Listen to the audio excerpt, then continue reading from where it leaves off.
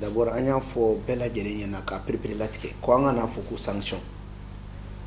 kɔrɔ de ye ko an bɛnna sariya kan n'i ye nin kɛ n'u man ɲi i bɛ ɲangi ni nin ye mais ni fɛn kɛr'i la mun ni sariya yɛrɛ tɛ ɲɔgɔn ye sira la o yɛrɛ tɛ sariya gafe kɔnɔ a bɛ fɔ de ma de ko bingani donc o bingani ye punition de ye a tubabukanama ye ka fɛn k'i la min bɛ se ka dekun s'i ma i sigilen tɛ ni dekun min ye donc n'i ye jateminɛ u bɛ k'a fɔ ko ye sanction min ta o b'a nɔ la yen mais u ye punition min d'an kan ou bien ye bingani min kan kan u y'o bingani de bɔ a nɔ la c'est comme i ka wari dɔ y'i ka wari i bali k'i ka wari minɛ kɔfɛ a y'a d'i ma a tigi ma fɛn yɛrɛ ta a ye bingani de kɛ bon o bɛ sɔrɔ mun fɛ sabula n'i ka wari ni i ni mɔgɔ jɛlen b'i ka wari la n'i ta tɛ a bɛ minɛ i la donc an bɛ se k'a fɔ u ye bingani wale min kɛ u seginna u kɔ o de la u tɛ fo fɛnɛ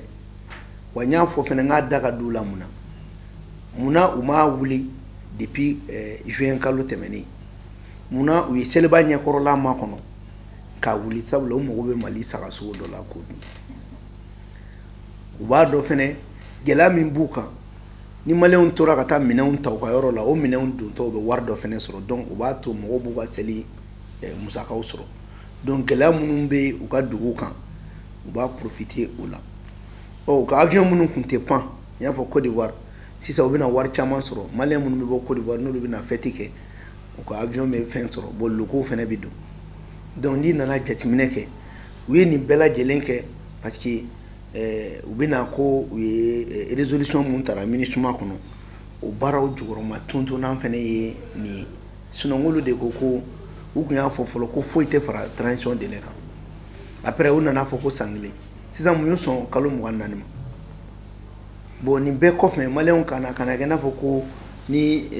punition in b'i da la ko n'a bɔra yen k'u bɛna wari de d'i ma o tɛna wari d'i ma e de bɛ t'i ta don o kun donc an ka wari min tun bɛ kaso la an ka hakɛ o de bɛ segin an ma mais nin bɛɛ la an bɛ Mali ka population de fo kosɛbɛ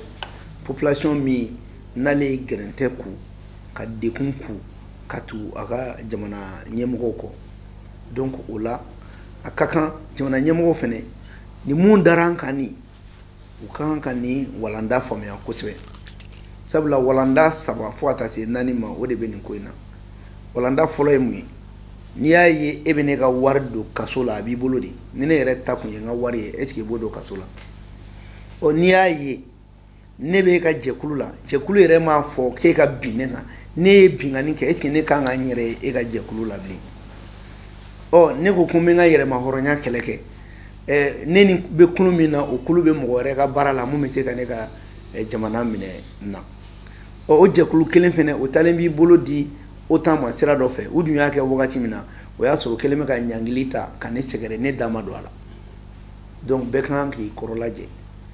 o siratigɛ kɔnɔna la Mali kan ka kɔlɔsili fɛnɛ kɛ parce que nin bɛna kɛ wagati min ni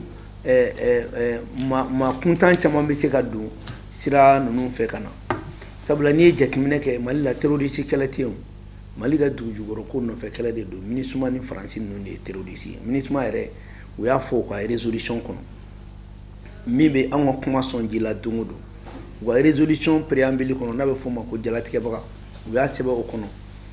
ko sɔrɔdasi minnu bɛ yen wolomatiri tabaga minnu bɛ MINUSMA kɔnɔ Mali la yan k'u ma former ka ɲɛ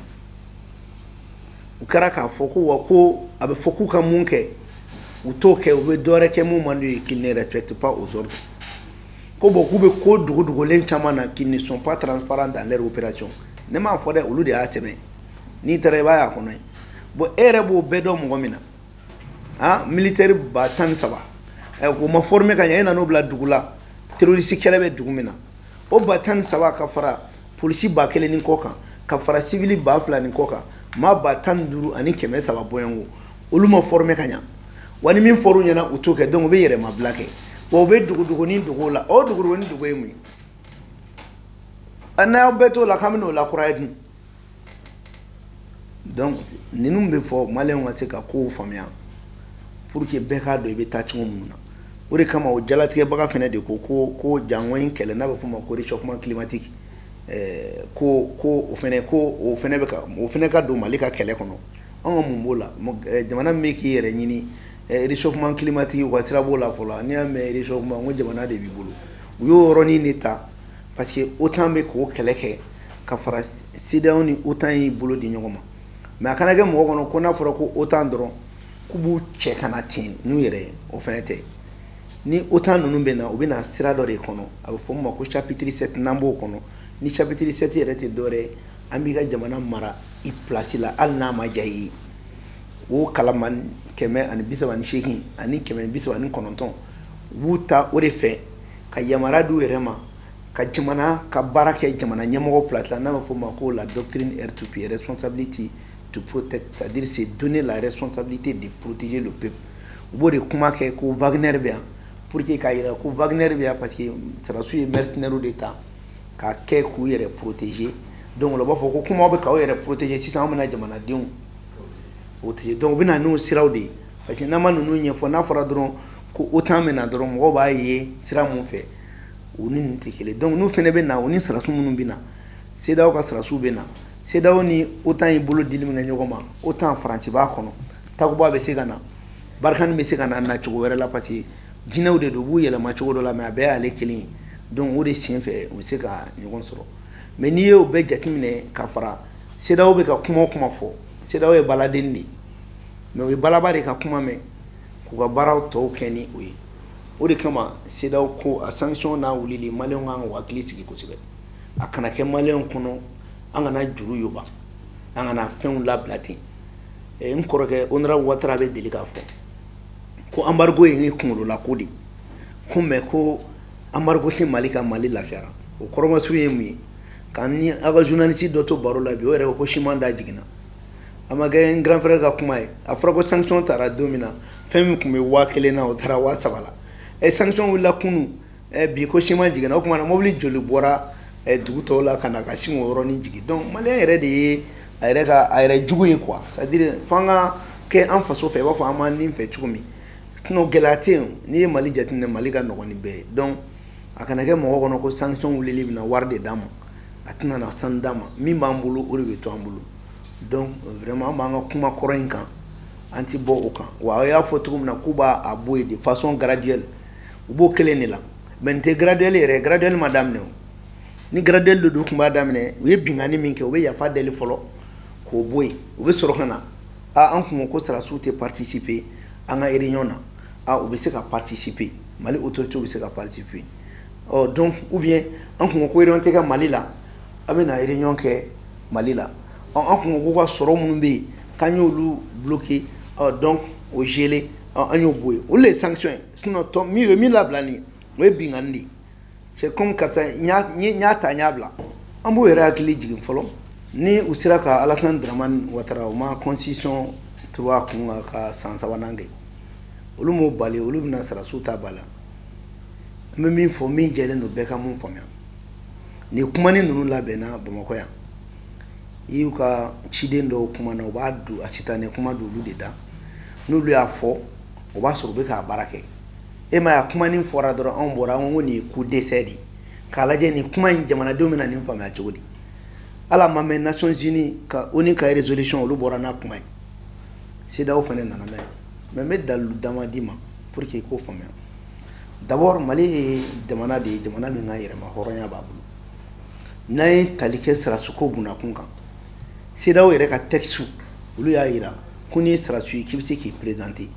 kalo woro ka kon mais yala ngata funi sara min be ambolo ni loi électorale do ni be sara o sara ta avec la cour constitutionnelle de la folo ale be sara kise naje yala ani jamana ka sara o be tanyo wana wa na ko ko be tanyo wana ale be soro ka di président ba promulguer donc o koroy ni mo me fa ka kiribon nina cour constitutionnelle koni ayira kabeke bon ni mo me familialike au cour constitutionnelle kele ale joro de fene ka candidature validé donc o croyez qu'on ya soro CEDEAO de lembe o ka justice ku toro lu kan o to lame ama on ta o lame ni o te ka boy on ye kuma chaman fo en temps yere blola mais we ni fo ka da charte min fene kan no charte de la transition charte de la transition ko président mumbe transition kuna ani premier ministre minnu bɛ transition kunna ko n'olu ye kalafili min labɛn u tɛ se k'u kanna bɔ fanga la o la transition fanga la mais a ma k'u tɛ présidenter transition kɔnɔ dɛ ko n'u bɛ na kalafili labɛn u tɛ se k'u kan ma bɔ maintenant n'i y'o jateminɛ ni a fɔra k'u bɛ démissionner de kalo 4 ka kɔn ni mɔgɔ min démissionnera kalo 4 ka kɔn loi kura in na collège bɛ convoquer 3 mois avant les élections donc o kɔrɔ ye président min ni mɔgɔ min démissionnera e kɔni tɛna n'a kalafili kɛ mɔgɔ wɛrɛ de bɛna kalafili kɛ parce que e tɛ collège convoqué donc kalo kelen wɛrɛ bɛ yen yanni collège ka convoqué mais o bɛɛ la charte ye mun ye sariya sunba dɔ de tɛ yan e m'a fɔ ko vu la charte vu la constitution vu la charte o de fɔ mais ni constitution kura nana dun a tɛ fɔ bilen ko vu la charte vu la constitution a fɔ de ko vu la nouvelle constitution donc n'o constitution fana ye mun fɔ baara tɛ kɛ n'o ye depuis o b'i cun dɔrɔn o ye baara bannen donc mɔgɔ si tɛ na suruku feere ɲɔgɔn ma yan Alassane Dramane Ouattara y'o ale yɛrɛ y'a ka constitution de yɛlɛma ka dɔ suru a yɛrɛ kun maintenant n'a ko kɛra cogo min an kɔni ye min f'u ɲɛna n'olu tɛna na o présenter Mali la ka ban u bɛ mun nɔfɛ an b'a dɔn parce que nin bɛɛ ye ka sira bila u ka politique kɔrɔw ɲɛ u ka se ka jɔyɔrɔ sɔrɔ Mali la yan mais maliyɛnw ni dalen b'a kan Asimi ka présidenteli n'a ka présidenter bala b'a yɛrɛ de bolo n'a y'a diya a b'i présenter n'a y'a diya a b'a to yen o de b'a a b'a yɛrɛ de bolo mɔgɔ si k'o bali wa mɔgɔ tɛ se ka ale kelen tɛ dɛ mɔgɔ bɛ yen nɔ n'a fɛn fɛn ko k'a b'i présenter mɔgɔ tɛ se ka bali u ka hakɛ de don parce que a fɔra ko n'i b'i présenter i kan ka présenter ni ko min ye i b'o olu de fɛngɛw dafa donc mɔgɔ kana na suruku feere mɔgɔ ma bon CEDEAO ka sanction ma ban a tɛ ban parce que sanction b'a nɔ la sanction ma bɔ yen mais o ye bosi bolo siyɛn mun kɛ o y'o de d'a ma donc an kana n'a fɔ ko sanction banna a ma o b'a nɔ la an ko jɛya bɛɛ sanction kɔni ma wuli o b'a nɔ la awɔ o b'a nɔ la o ma wuli mais punition de wulila k'aw bolo tɔnɔmi k'aw taw bɔ aw bolo ani mun tun tɛ sariya ye olu fɛ yen olu de bɔra yen c'est à dire a bɛ i n'a fɔ u nana sisan an nana sariya kɔnɔ quoi donc sisan n'an bɛ sariya kɔnɔ sanction in bɛ yen mais n bɛ min f'i ɲɛna kan'i jigi da ninnu kan ni Mali ye jigi da CEDEAO kan o kɔrɔ ko Mali ko banna pewu wa ni maliyɛnw jigi bɛ CEDEAO kan o kɔrɔ ko an ye kɛlɛ min fɔ fu dɔrɔn de don maintenant frontière dayɛlɛlen mun filɛ an kan k'an ka frontière la kɔlɔsi de parce que ninnu ŋaniya b'u kɔnɔ o tɛ fanga in ka taa ɲɛ ye sisan u y'a yira cogo bɛɛ u ye coup d'état ni déstabilisation caman kɛ o ma se comme u ma se sisan u nana hali an ka kalafili ko bunna kun kan u bɛ k'u da don a la ko Sarasu ka n'u présenter u bɛ parce que u bɛ ka ɲɛ dɔ sɔrɔ a la ni ninnu ye ɲɛ o ɲɛ sɔrɔ u bɛ taa n'o ye donc mɔgɔ ka n'u sigi ka ko lajɛ o de y'a to an ko kɛlɛ daminɛ ye nin ye kɛlɛ mun daminɛ don fo jamanaden bɛɛ k'i sigi yɔrɔ kelen mais frontière dayɛlɛlen tɛ problème ye min ye problème ye jamanadenw de ka k'u ka jamana fɛ sabula an bɛ wagati mun na an bɛ guerre civile de la guerre civile kɔrɔ ye min ye ko civil marifatigi donc civil marifatigi o kɔrɔ mɔgɔ civil tɛ dɔn ka bɔ ɲɔgɔn na a marifatigilama fɛnɛ duguladenw de b'o dɔn ɲɔgɔn na il faut que u bɛ don dugu o dugu la an ka frontière bɛ dugu minnu na u ka communiquer ni an ka bolomasiri tabaw ye u den jugu minnu bɛ yen k'u kofɔ mɔgɔ jugu minnu bɛ yen k'u kofɔ n'u ma se k'o kofɔ baara bɛ gɛlɛya de baara bɛ gɛlɛya parce que ninnu minnu filɛ ni y'an ka armée lajɛ an ka armée ye baara mun kɛ i hakili sɔnnen bɛ États-Unis ni armée ba minnu ye n'anw ta ma girinya n'u ta ye u ta t'an ta bɔ mais nin kɛlɛ modèle n'a daminɛna a kana kɛ mɔgɔw kɔnɔ contrat sugu la dɔrɔn ka sugulafɛn dɔ san ka na k'a banna o tɛ quoi sanga ni wagati parce que terroriste de ye minnu mago bɛ Mali la ye u b'a dilan u bɛ wari tun ma fo n'u sɛgɛnna don min mais o la jamanadenw de bɛ fara u ka golomasiri tagabaw kan o de la an bɛ segin k'a fɔ nin yɔrɔ la su mun bɔra Jalasago maliyɛnw ka faamuyali kɛ ko nin bɛ se ka kɛ diɲɛ dugu bɛɛ la mais a ye Sarasu sɔrɔ a ma Sarasu sɔrɔ dɛ a ye population de nɔ don et puis ani janfanci fɛnɛ don sinon États-Unis le 11 septembre an bɛɛ sɔnnen b'olu min ye n ko 3000 personnes sara yen munna olu m'o bali guerre de Biafra Nigeria 1 million de morts i bɛ k'a yɛrɛ to yan Ogosago Sobanda Jura mɔgɔ 1900 maintenant armée ka monter en puissance u bɛ fɛ k'o de don bɔgɔ la o de kama an y'a fɔ pour que ka kumaw ta ɲɔgɔn na résolution min n'u y'a ta pour le conseil de sécurité a bɛ na ni dekun 4 ye an y'o fɔ a dekun fɔlɔ n y'o ɲɛfɔ an ɲɛna ka responsabilité du yɛrɛ ma kana jamana ci a dekun filanan u bɛna de kana galon da armée la armée sera ka armée civil faga u b'a ka civil faga u ma civil faga u b'a ka civil faga donc galon bɛ da u la hali n'u ma sigi n'o ye o kɔnɔma tun ye mun ye an ye mura kɛ maa terroriste 200 de sara u girinna ko enquête mais population fagara maa 100 ni kɔ e enquête min da donc kɔrɔ ye ko population ka saya t'u ka sira la mais olu ka terroriste su de ka d'u ye bon mun bɛ ka terroriste faga o de ye civil fagala ye i bɛna ye fɛnɛ nin bɛ dabɔ mun kama c'est pour que k'an ka armée ka taa n'u ye CPI la ka galon da u la mais o bɛɛ kɔfɛ c'est pour que ka armée démoraliser u bɛ ka baara minnu kɛ k'u ka morale kasi a la ni bɛ taa laban mun ma u b'an ka flotte aérienne jɔ u b'an ka armée cantonner i b'a fɔ IBK ka wagati la o de kama n b'a fɔ population ye u ka wuli u k'u jɔ an ye welewelemada kɛ nin baara jugu minnu filɛ nin ye nin tɛna don ba la yan e tɛ se k'a fɔ k'e ka soldat ma former ka ɲa k'a fɔ k'u tɛ baara ɲuman kɛ k'a fɔ k'u bɛ dogodogoni dugu la ka tila ka n'o kolokolo anw fɛ yen o tɛ se ka ɲa donc frontière dayɛlɛlen mun filɛ an k'an kɔlɔsi mais an kana kɛ fitiriwale ye Laginɛ ma an kana kɛ fitiriwale ye Mauritanie ma an kana kɛ fitiriwale ye Algérie ma c'est vrai bɛɛ n'i ka sɔrɔ don mais sisan de i bɛna ye k'u b'a fɔ ko Laginɛ sira ka jan awɔ a bɛna janya sisan fitiriwaleya bunakun na mais k'u bila u kunkolo la nin ye Sénégal siɲɛ 3 de ye u bɛ embargo kɛ Mali la bon mɔgɔ min b'o k'i la a tɛ i n'a fɔ k'an bɛ ka jamana bila ɲɔgɔn na mais jamana marabagaw kan k'u hakili to ko dɔw la nin t'a siɲɛ fɔlɔ ye donc n'i y'a ye kuma fɛn bɛ datugu nin de don donc maliyɛnw fɛnɛ k'u hakili to sira min b'an ni Laginɛ sira cɛ an k'o sen an k'o don ba la kosɛbɛ i n'a fɔ an yɛrɛ ye projet mun fɔ n'i ye baji bɔ san k'a bɔ Laginɛ ka na Bamakɔ kɔnɔ yan nɔ k'an ka batoni mana nali daminɛ o kuma teli ni nin bɛɛ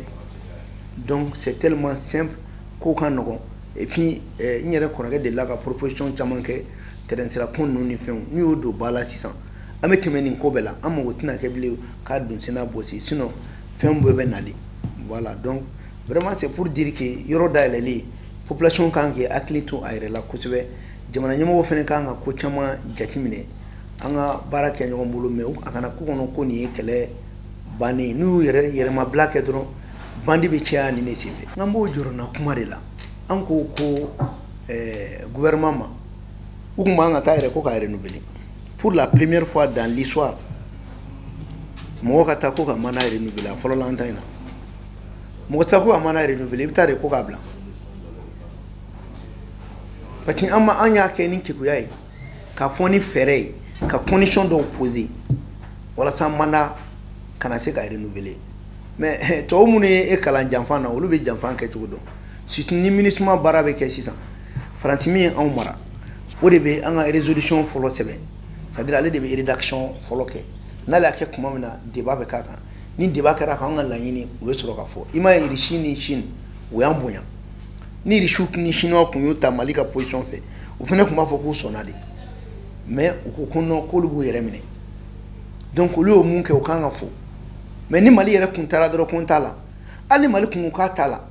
peut-être ni Russie fana kun bɛ se k'a fɔ ka veto ta ko non k'a tɛ renouveler mais n ka cɛ e ka du kɔnɔ e yɛrɛ ko bon ko n ye yamaruya d'a ma a ye don n ka du kɔnɔ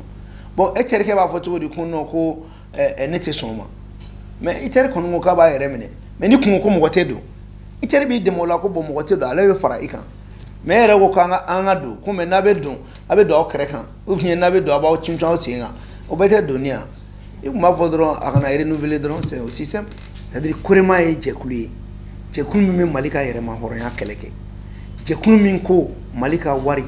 an mago b'o la jɛkulu min ko ka Mali ka kan ko k'a don ba la jɛkulu min ko n'an bɛ constitution kura kɛ k'an k'an sinsin jamanadenw bɛnna min kan assise nationale la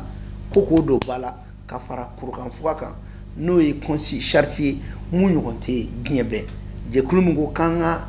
an yɛrɛ dɔn jɛkulu min ko n'i ye janfan kɛ i bɛ gɛn n'i ye suɲɛni kɛ i bɛ gɛn wa n'i ye nkalon tigɛ i bɛ gɛn an b'o bolo kan cɛ o cɛ i y'o kɛ i bɛ gɛn donc anw bɛ to o sira kan donc Korema kɔnɔ bi an bɛ se k'a fɔ alihamudulilayi ko tɔ bɛɛ ye san sɔrɔ donc nin ye Tall ka fɛngɛ secrétaire général o ye 66 66 73 73 25 mugan duru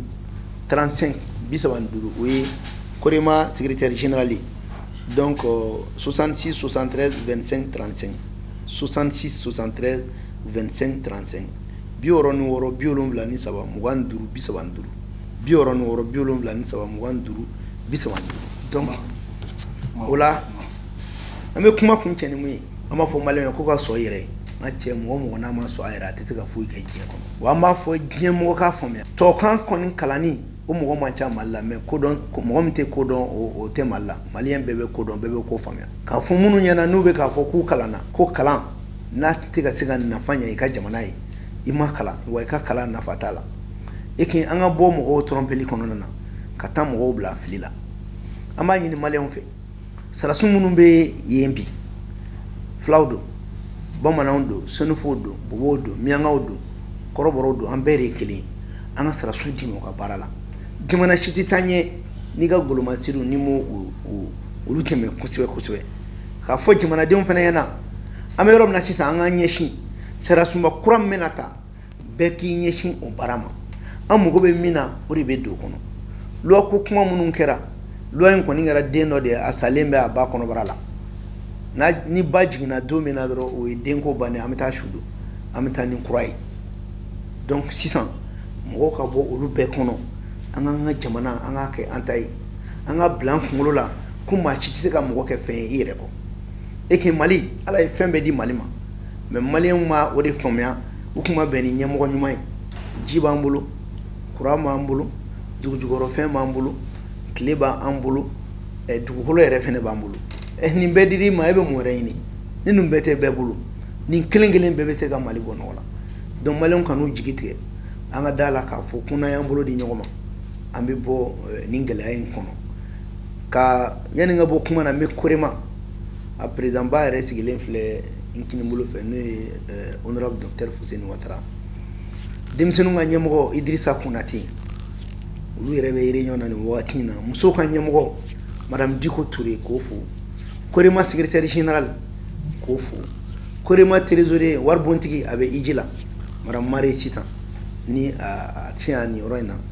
ambe do ke alaka ijumne Korema kuchala Korema sigaso Korema san Korema mopti Korema kita Korema kangaba Korema male farafina dugukolo la Korema Europe fo ta fo Asie Korema ka bonko juwa ka boni mo aklite mi aka bonu be donc ananda sira nga nyama kala muno nanda masuma kufu ka damle depuis malla fo ta kela ka bola ka ta kita ame saramba fo ame samala kanunte ambale fo anga jilba ngana ambu be fo nyem to pana mun kuna amba bela jelin fo ka be do kinamanto na ka nga dugutiki fene fo parce que Korema ni dugu chama dugutiki chama baraka yon fe ani almami chama be kan ande mo be ga do kan yi ambu bela jelin fene fo ka kodona u chama fo ka tiwu ko fo ka wuli ka jola ka kita ka fene fo ka banamba ka fo ka bela jelin fo mali yen on détail ambe sira mun ka alsa ala kan deme